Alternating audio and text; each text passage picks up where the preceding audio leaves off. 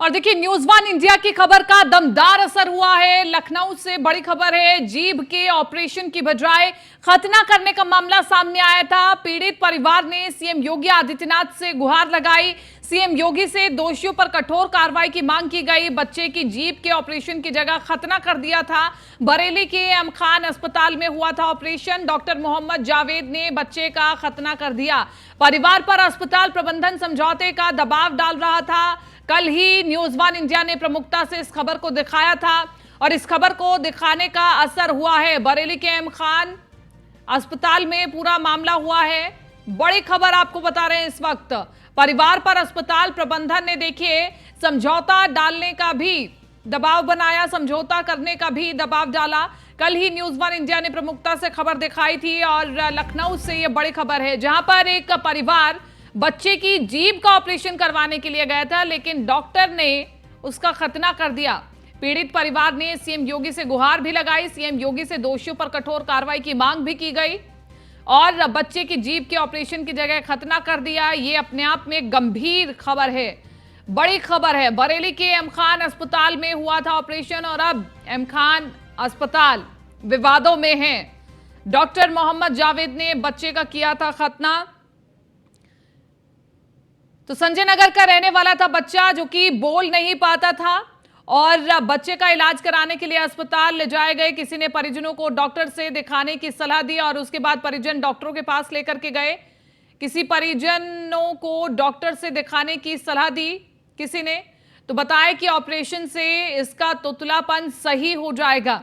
बच्चा पूरी तरह से ठीक नहीं बोल पाता था। परिजनों ने उसे एक निजी अस्पताल में भर्ती करा दिया और डॉक्टर ने जीभ के ऑपरेशन की जगह खतना कर दिया। तो क्या ये जानबूझकर किया गया या फिर इसके पीछे कोई साजिशन हरकत थी? संजय नगर का रहने वाला था ये बालक और किसी ने परिजनों को डॉक्टर से दिखाने की सलाह दी। तो देखिए परिजन जब डॉक्टर के पास गए, उन्होंने उम्मीद तो की कि जीभ का ऑपरेशन किया जाएगा, लेकिन जीभ के ऑपरेशन की जगह खतना कर दिया गया। तो इसके तहत अगर देखें तो ये तो सीधे तौर पर एक साजिशन कोशिश थी और इसी के साथ साथ साजिशन ये अपराध है, जहां पर कहां तो जीभ का ऑपरेशन करवाने गए थे, कहां खतना कर दिया गया। क्यों किया गया, इस पर अब डॉक्टर को जवाब देना होगा। न्यूज वन इंडिया ने इस खबर को प्रमुखता से दिखाया था। बच्चे के खतना मामले में परिवार ने सीएम से गुहार लगाई है। ब्रिजेश पाठक ने भी मामले में जांच के आदेश दे दिए हैं। हमारे साथ ज्यादा जानकारी के साथ संदीप मिश्रा लाइव बने हुए हैं। संदीप, बहुत ही हैरान कर देने वाला ये मामला। सबसे पहले तो जहां पर जीभ का ऑपरेशन करवाने गए बच्चे का खतना कर दिया गया, लेकिन हमने इस खबर को इतनी मजबूती के साथ पेश किया, इतनी मजबूती के साथ दिखाया कि खुद ब्रिजेश सिंह ने इसमें हस्तक्षेप किया और पूरे मामले की जांच के लिए कहा है।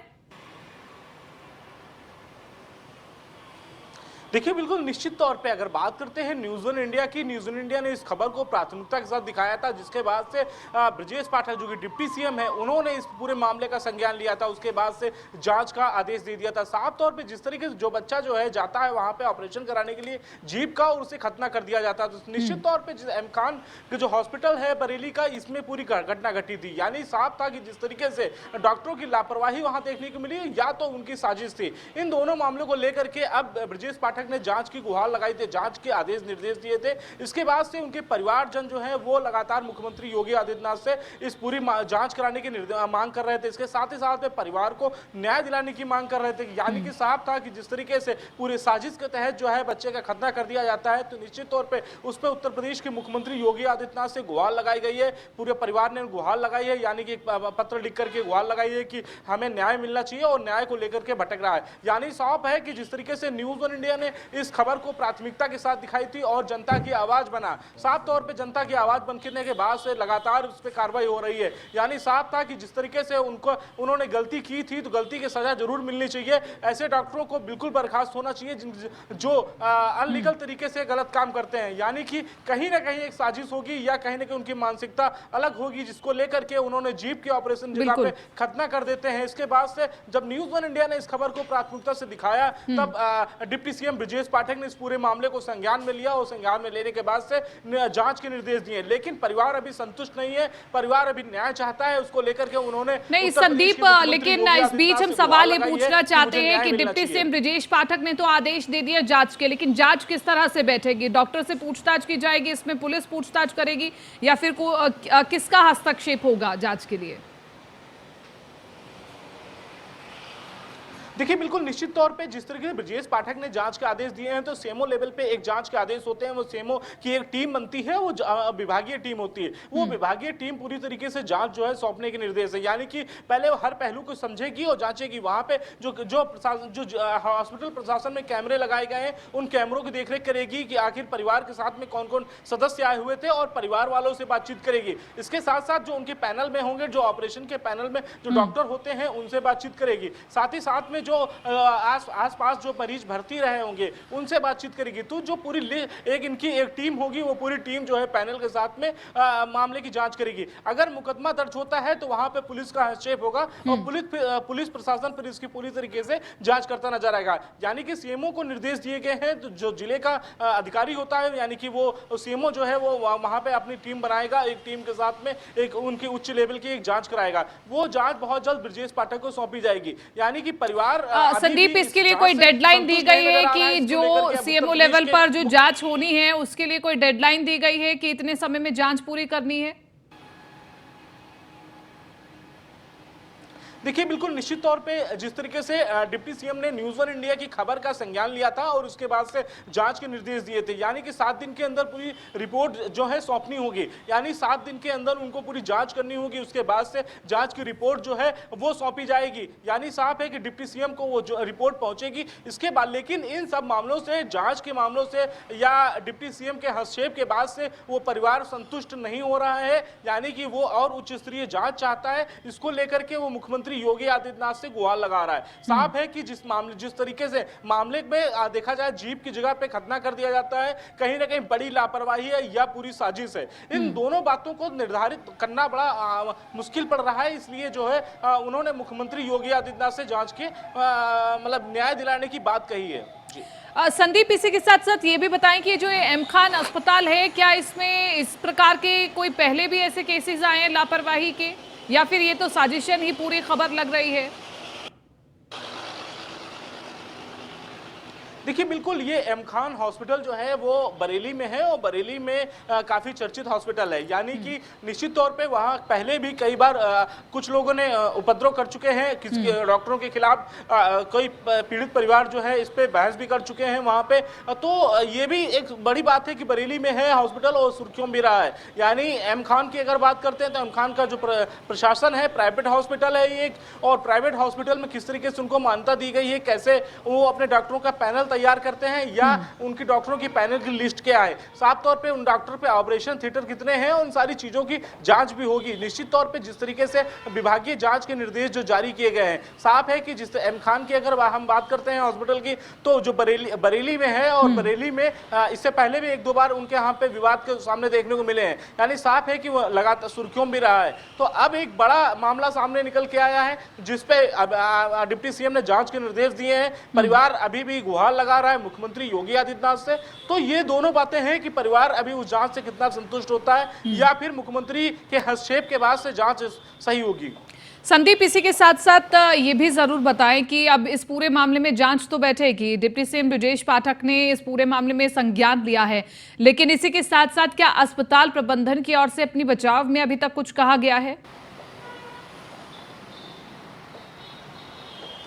देखिए बिल्कुल, अगर बात करें तो अस्पताल प्रशासन की तरफ से कोई अभी ऐसा बयान नहीं जारी किया गया है जो जनता के हित में हो या उस परिवार के हित में हो जो परिवार पीड़ित है, जो दर्द, जो अब आज के समय में लगातार जो है मांग कर रहा है, न्याय की मांग कर रहा है, गुहार लगा रहा है, चाहे वो डिप्टी सीएम से हो, चाहे मुख्यमंत्री योगी आदित्यनाथ से हो या उत्तर प्रदेश की सरकार से हो। तो लगातार वो मांग कर रहा है कि कहीं ना कहीं उसको न्याय मिलना चाहिए और न्याय को लेकर के वो अब हर जगह गुहार लगाता नजर आ रहा है। लेकिन अगर हॉस्पिटल प्रशासन की बात की जाए तो हॉस्पिटल प्रशासन की तरफ से अभी कोई ऐसा बयान नहीं जारी किया गया है लिखित तौर पे जो परिवार संतुष्ट हो सके। तो साफ है कि जो जांच टीम होगी वो जांच टीम 7 दिन के अंदर पूरी रिपोर्ट सबमिट करेगी और उसके बाद से स्पष्ट होगा कि आखिर मामला क्या था।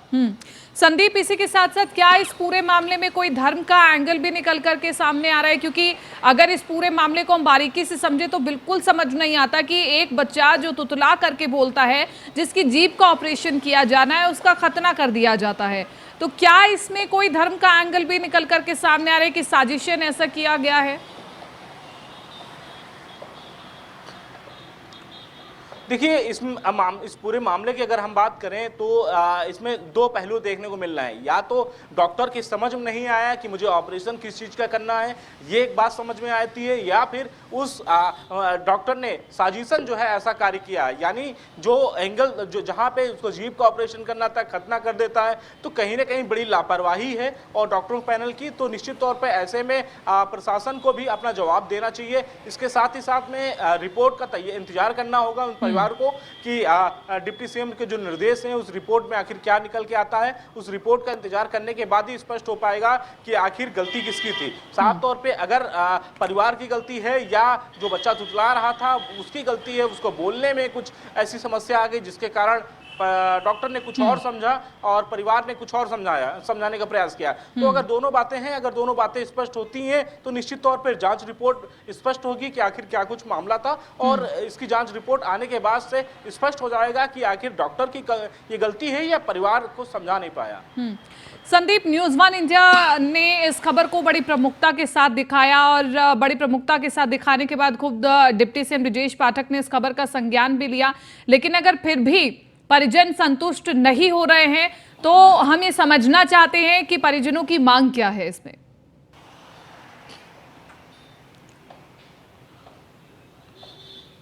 देखिए बिल्कुल, निश्चित तौर पे जिस तरीके से परिवार ने पहले गुहार लगाई थी और मांग की थी, साफ तौर पे डिप्टी सीएम से भी मांग की थी उन्होंने और उसके साथ साथ उत्तर प्रदेश के मुख्यमंत्री योगी आदित्यनाथ से भी उन्होंने मांग की है कि हमारे परिवार को न्याय मिलना चाहिए। न्याय मिलने को लेकर के वो लगातार जो है अपील कर रहे हैं, मांग कर रहे हैं। यानी कि साफ था कि डिप्टी सीएम ने निर्देश दिए थे, जांच होने के बाद सीएमओ लेवल पे जांच होनी है, सीएमओ स्तर पे एक टीम बनाई जाएगी, वो टीम गठित की जाएगी, वो टीम जो है 7 दिन के अंदर रिपोर्ट तलब करेगा। यानी कि साफ है कि हर एंगल को वो जांचने का प्रयास करेगा कि हॉस्पिटल में कितने लोग प्रवेश किए थे उस समय जब डॉक्टर से बात करने के लिए पहुंचे थे और कितनी फीस पड़ी थी, उन सारी चीजों को लेकर के बात करेंगे। इसके साथ ही साथ में जो हॉस्पिटल में उनके बेड के आसपास जो लोग एडमिट थे उनसे भी बातचीत करेंगे कि आखिर ये जो मामला है वो किस तरीके से कितना सही है कितना गलत है। यानी कि वो जो वहाँ पे मौजूद थे लोग उनसे भी बातचीत करते पैनल नजर आएगा।